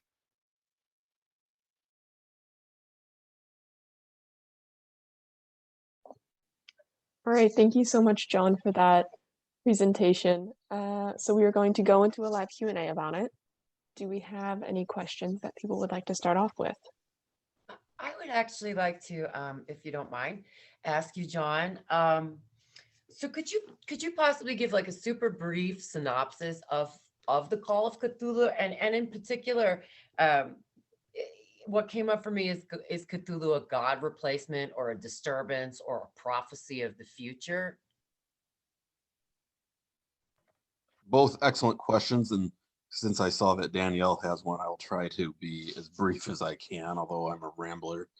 Brief synopsis of The Call of Cthulhu: and a young anthropologist inherits a lot of research material from his grandfather, who just passed away, who was also an anthropologist. And among these documents was a series of accounts relating to various individuals and their experiences and investigations into a certain cult. And through this anthropologist research, since there's a lot of material in there that he did not recognize, and he considered himself pretty learned with various cultures and societies, he began researching it, and it kind of took him across the globe interviewing people and delving into these accounts. And these people had found themselves up against a cult that worships an ancient alien called Cthulhu, who has a strong influence around the globe. He's sleeping in an underwater city. He has been present as a member of the great alien race, the Great Old Ones, since the beginning of time, since before mankind ever was born on the earth. And his overall plan moving towards the future is one of the complete total mental domination of mankind, enslaving mankind and using them to feed his own perverse power. That's the brief synopsis of it.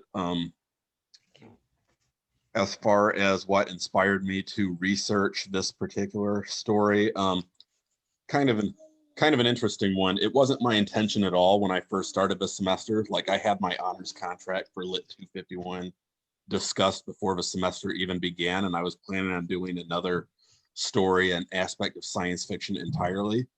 For that class, we had to write 2 papers. The second one is the longer research paper that formed the basis of the nominee presentation. The second one is much shorter. I started writing on Macaulay Cthulhu and this very topic, intending it to be a 4 to 6 page paper. And by the time I was done with my rough draft, it was 12 to 13 pages. And I was not comfortable at all going back and shortening that down because I feel like the argument would not have been nearly as strong if I had done so. So I send Daniel an email and I'm like, can I just change my honors paper, honors presentation to this? And so just the thing got ahead of me. I started writing it on a Sunday morning and I finished it on a Sunday night because I was so intrigued with it, because I was getting carried away with all the research into modernism and stuff. So yeah, that's what led me to present on that. It's just completely unintentional. Wanted to write about something else and it just ended up happening. For the last part of your question, is Cthulhu supposed to represent a god replacement? That was definitely his intention in the story, for sure, was to be a god replacement. I feel like Lovecraft, however, used him, and again, authorial intent should always be taken with a grain of salt just because of the many different ways you can interpret it, but it's well known that Lovecraft was an extreme bigot, an extreme racist, and during the 1920s, there was a lot of stuff going on, a lot of immigration, and many Americans felt a great fear of change. And I feel like Cthulhu, especially being a full-on alien entity with very devious purposes, I think that he was definitely most likely a placeholder for a lot of people's fears and anxieties at the time in regards to immigration and racial strife. Beautiful. I hope that answers your question. Awesome. And I think in doing so, I actually answered Danielle's question as well as to what was my inspiration for analyzing this story. And like I said, it was supposed to be the topic for a shorter essay, which ended up being a much longer piece that I didn't want to cut down at the end. So it ended up being my OMNI project for the semester. And I do not regret it at all. I'm a big fan of science fiction, and my first project was originally supposed to be on a science fiction story, and the fact that I ended up doing one on science fiction as a theme anyway just worked out for the best, I think. All right, that's awesome. I'm glad you were so interested in this topic and you just got carried away with it. I love it when research topics do that. Do you have any plans for like future research on this? I would love to do more research on this. A lot of my independent stuff right now is actually tying more back to I don't know if any of you were present at the fall 2020 OMNI. I know Elizabeth was, that's where I met her the first time, was onto video game theory. So a lot of my sci-fi and scholarly stuff on my own time is going for that, since I'll be presenting more on it in Vegas in November. But I would definitely like to stay within this before, because the 1920s is when the science fiction genre really began, and I love seeing how it's changed over time. So I definitely think I'll be coming back to H.P. Lovecraft and Cthulhu again in the future. Just right now, I've kind of got other stuff going on, but I'm not ruling it out. All right, that's awesome. Thank you so much. Do we have any more last minute questions? I actually wouldn't mind asking one more question of you, John. Sure. And just to relate to it, a lot of the males that I have been friends with since college who were invested in stories of conspiracy theory and stories like The Call of Cthulhu wound up really getting into this thing that we've coined darkness, and using it and presenting it and making a segregation between people who are into stuff like Lovecraft or the Church of the Subgenius and stuff like that.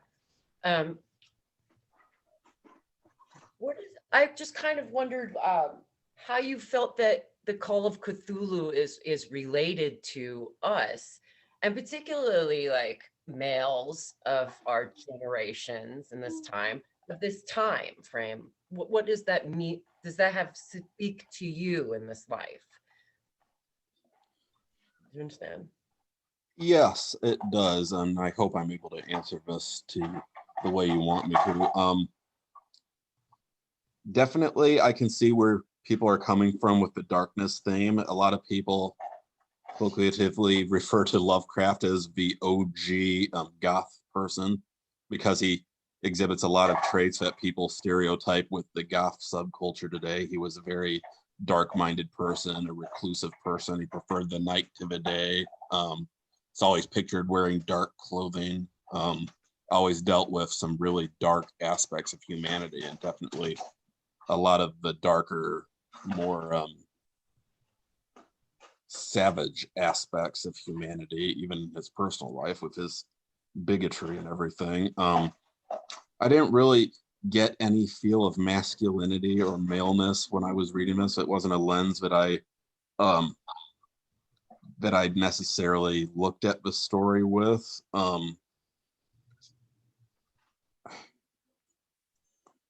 don't know. I guess I never really looked at it that way. It's definitely something I can focus more future research onto. But definitely a great fear of the unknown, a lot of fear of what lies beyond basic human understanding of what lurks deep within the human psyche. And I guess in some ways that also is where a lot of our feelings of gender and sexuality and stuff come from. Dividing lines that way. So there's obviously a lot more research that can be done, and maybe some of it has been done before, but it's definitely stuff I feel like can be expanded on. Awesome. If that makes any sense. That's awesome. Thank you. I was just curious about your particular, since you're interested in science fiction, what your particular take is on that aspect. Thank you. It's awesome. Thank you. All right. I think that was our last question. Thank you so much, John. You answered them very well. Thank you. Moving on to our last presentation. This will be by Alma Cuevas, and she will be analyzing Romeo and Juliet and comparing it to different adaptations, which will illuminate readers why the play can be an eternally retold. And so this will be a live presentation. So Alma is here, and you could just put her into speaker view and watch that way. Okay, take it away, Alma.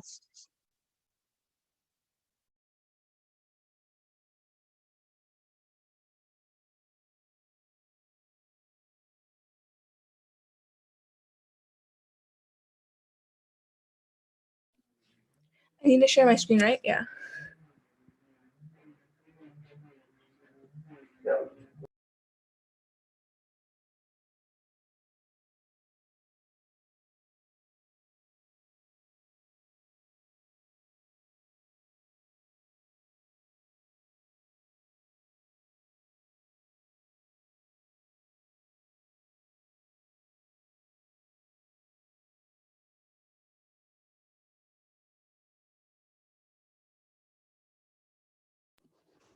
I did my presentation on Shakespeare, and specifically I was looking over Romeo and Juliet. So we'll look at that. Oops, there you go. So when when Shakespeare first wrote Romeo and Juliet, it was kind of more focused on what was going on in his time, and so when Elizabeth I came into power, they had just come out of the War of Roses, and that caused new civil conflict, such as the people still following the traditional Catholic religion versus the Protestant. And so there was some like witch hunt for Catholics who refused to convert to Protestant, and so she ran the danger of like prosecuting her own citizens. And this is where Shakespeare, his father, actually was a strong opposer of Protestant religion, and so this is where William kind of got, like the idea of safely criticizing what she was doing. And there was this one quote that I got from the start of Romeo and Juliet, and it says, "Where civil blood makes civil hands unclean," and it kind of just like symbolizes that people of England should be civil to each other rather than soiling their hands with the blood of their own countrymen. And what I got from it was that Romeo and Juliet is like the only play that Shakespeare did put a I'm sorry that put a like introduction to, and so it kind of gives away what's going to happen in Romeo and Juliet. And so it kind of just people found it interesting that he did that when he shouldn't have done that and left it for the ending. So it kind of ties that into that. So the first time period that I researched was 1950s New York, and it can kind of be like related to a book, Catcher in the Rye, where there's a lot of rebellion from society. And that's kind of what pictures on 1950s New York. So racial segregation, the living conditions. This varied between the different classes. So if there was a poor class, then they would have horrible living conditions, whereas the wealthy would have good living conditions. And we had just come out of World War II, so there was this new sense of growth, but also uncertainty. And so there was like a lot of buying of non-essential goods, and the economic and culture, it was known as an economical and world culture trade center. But then there was also rebelling against society.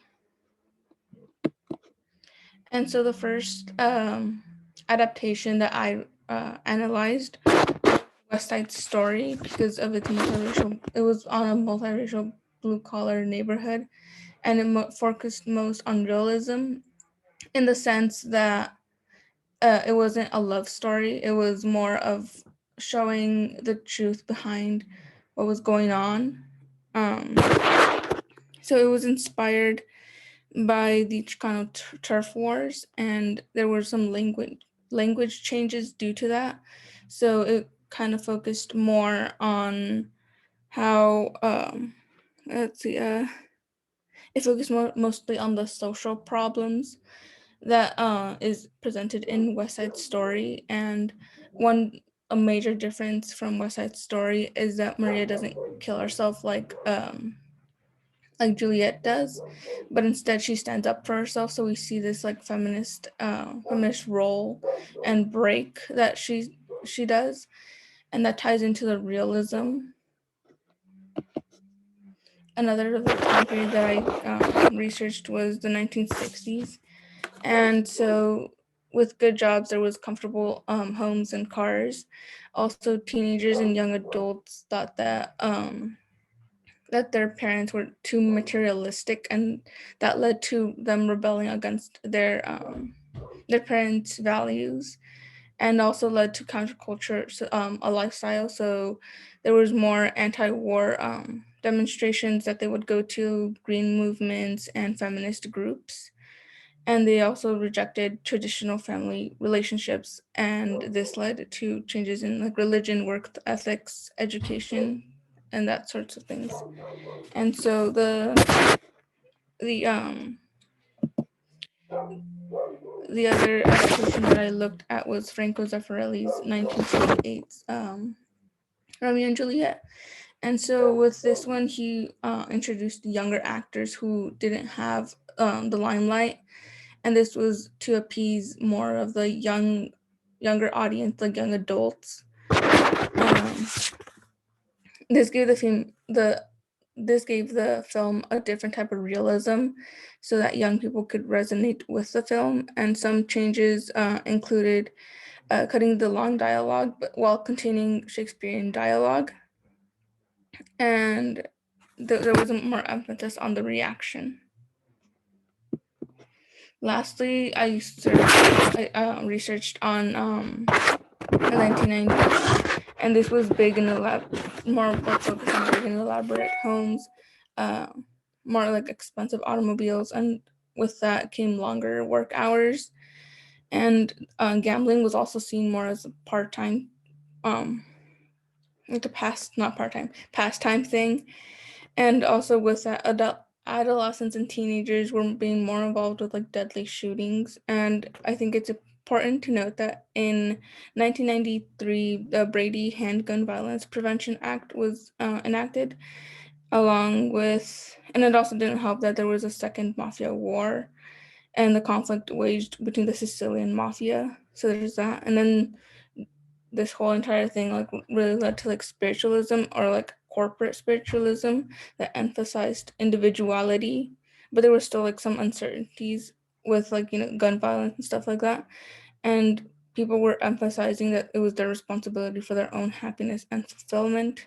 And I looked into this from 1996 Romeo and Juliet adaptation, and so these are between two like warring mafia empires, which was kind of connected to what was happening in the 1990s and or leading up to it.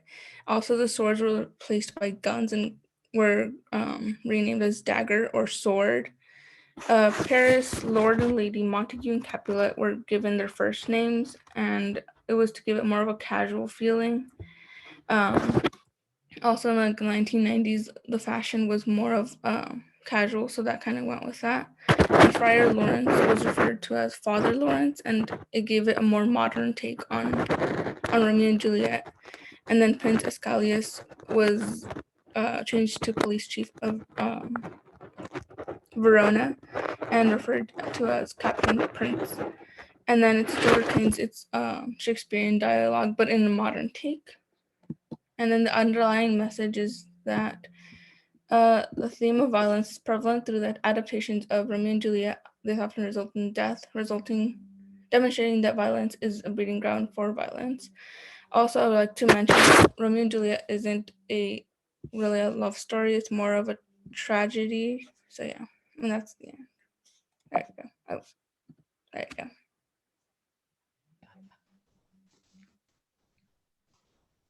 Beautiful.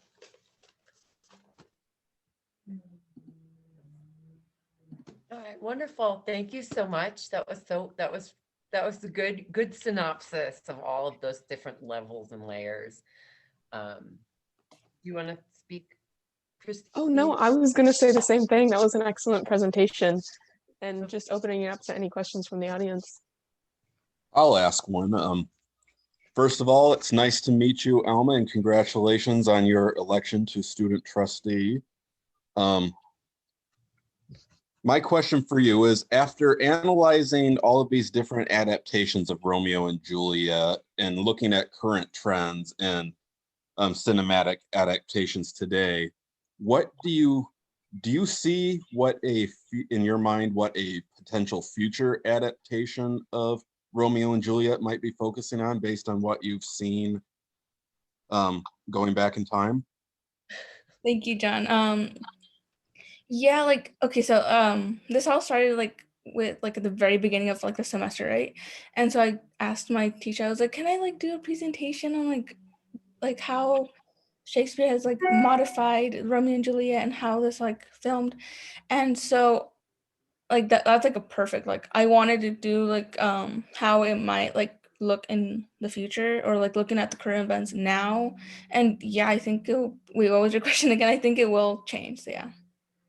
Does that answer your question, or was it? No, I was wondering how you think it might change, like what you might see a future adaptation of Romeo and Juliet focusing on that others in the past haven't. I mean, you know, a lot of adaptations kind of focus on events that are contemporary to the time. So if they were to do an adaptation of Romeo and Juliet today, what do you think that the underlying themes might be focused on in a modern version as opposed to the ones that you've talked about already? Well, I think that they would kind of go back to like the West Side Story type of adaptation, because I mentioned that Maria didn't kill herself, and like that kind of brought up like a feminist figure. So I think that in the future there would be more like she wouldn't kill herself, or like there would be an alternate ending to it, or maybe like one in one of the adaptations, no one died. So yeah. Cool. Really wonderful. I had a question for you, Alma, and if what was your if you had one, what was your greatest challenge with this particular topic and researching it? My greatest, I would say my greatest challenge was digging through the whole entire like play, playing like well, not digging through the play, but like finding finding articles on Shakespeare, because some of them are like some of them go into it, but they don't really touch on what I was looking for. And then so the time periods kind of history kind of like repeats itself. So I kind of just had to find things that would link it to like my Shakespearean plays. So yeah. So you just mentioned that it was a little difficult to find research sources. Did you have one source that was your favorite, or why it was your favorite? And if it did provide a lot of information or a different perspective for you? Yeah, so when I was researching about the West Side Story, I found an article that was went more into depth of like the discrimination and like between like Puerto Rico and immigration, and so that really like kind of made me research more of like the Chicano turf war. And then so if I would have made like my own like project, it would probably be like an hour long because of how much history there is there. I would just like be rambling on and on and on about it. And that like opened my eyes, and I was like, oh my gosh, there's like so much history between this. And so reading, like looking at West Side Story, I was able to like connect more with it. And that kind of inspired me to even to look at more of the adaptations that writers have done. Okay, that's awesome. Thank you. Do we have any other last minute questions for Alma?